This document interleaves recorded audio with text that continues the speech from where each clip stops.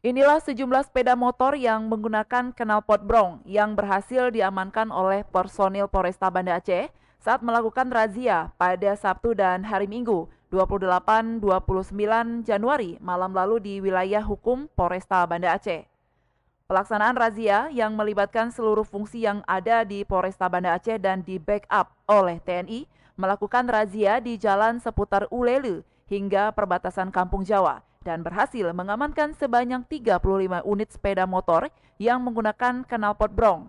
Sepeda motor itu diamankan karena dianggap meresahkan masyarakat serta menimbulkan kebisingan di jalanan.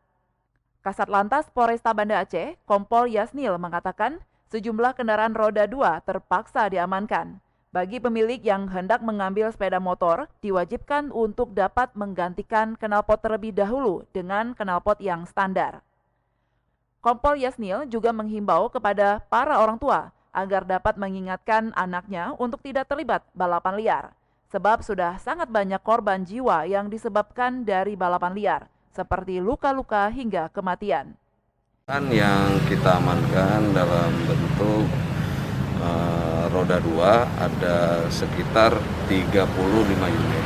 Ini rata-rata kendaraan roda 2 tersebut menggunakan knalpot brong yang sudah sangat meresahkan masyarakat di wilayah hukum Kota Banda Aceh.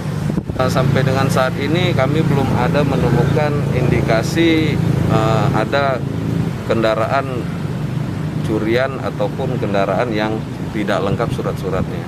Kemarin pada saat kita melaksanakan operasi tidak ada ditemukan balap liar, hanya melintas di depan kita aja pada saat operasi. Pemilik sepeda motor ingin mengambil kendaraannya, mereka harus melengkapi kendaraannya. Contoh mengganti knalpot brong dengan knalpot standar buatan pabrik, kemudian melengkapi kaca spion dan melengkapi aksesoris lainnya. Dari Banda Aceh, Lala Nurmala melaporkan untuk Puja TV Aceh.